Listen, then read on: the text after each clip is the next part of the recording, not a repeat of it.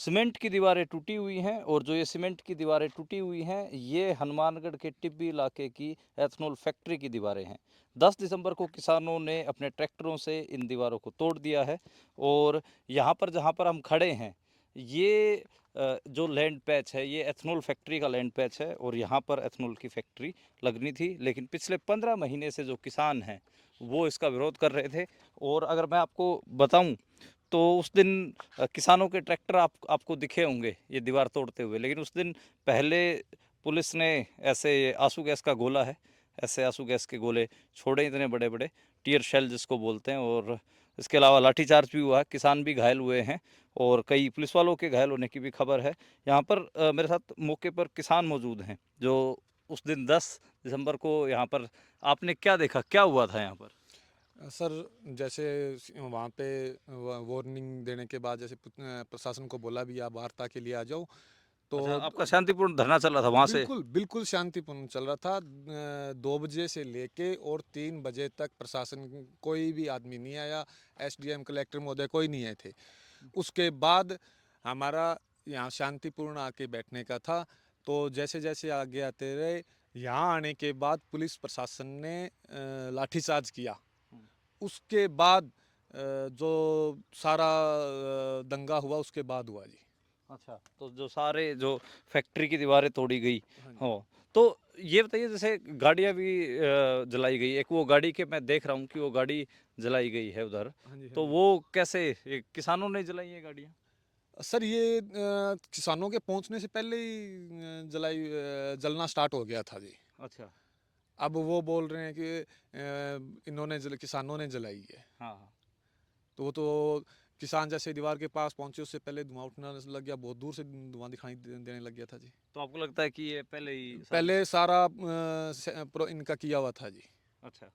सारी तैयारी की हुई थी, जो अंदर आएंगे उसके बाद ये हो जाएगा। तो उसके बाद इस किसानों को बदनाम करने के लिए चीज़ थी जी। अच्छा, ये आंदोलन शुरू कैसे हुआ, मतलब क्या ये आंदोलन एकदम से खड़ा हो गया या फिर इसका एक प्रोसेस है एक लंबा चलने का?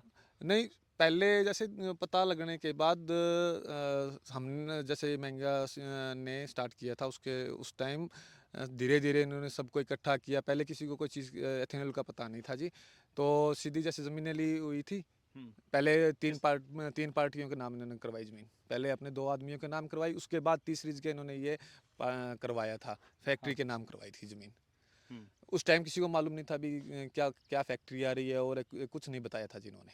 अच्छा, फिर जब पता चला एथनॉल फैक्ट्री तो फिर आसपास के गांव के लोग इकट्ठा हुए? हाँ जी, आसपास के गांव के खूब, मतलब 4-5 हज़ार लोग उस टाइम स्टार्टिंग में हमारे पास थे जी। यहाँ पर आए? हाँ जी, आए। तो फिर क्या रिस्पॉन्स था यहाँ पर? बताया जा रहा है कि पक्का मोर्चा भी लगाया आप लोगों ने, पक्का हाँ जी, टेंट? पक्का मोर्चा लगा हुआ था, शेड लगा हुआ था हम्म। बैठने के लिए, और सब आते जाते थे रात, यहाँ आराम से बैठे थे, कोई दिक्कत नहीं थी जी। पर 15 महीने तक प्रशासन ने कुछ नहीं सुना। बहुत बार वार्ता हो चुकी थी। जो भी हम बताते, जैसे ये हर बार जो मैनेजर है, हर बार राखी और पानी के लिए अलग अलग बात करते रहते हैं। एक बात पे इतनी बार वार्ता हुई, एक बात पे रही नहीं चाहिए। हम्म। जैसे ये बोल रहे थे कि हम इसको जो राखी है उसको सीमेंट ब्लॉकेज या ईंटों के लिए भट्टों में यूज़ करेंगे। हम्म। तो ये हो ही नहीं सकता जी। हम्म। और उसके बाद फिर उन्होंने बीच में ये बोला कि हम यहाँ से खड्डे वगैरह जैसे खदाने हैं दूर हम्म। अपने, हम्म। जहाँ पे वहाँ पे ले जाके इनको डंप कर देंगे। ऐसा ऐसा? हाँ जी, इन्होंने ये बोला।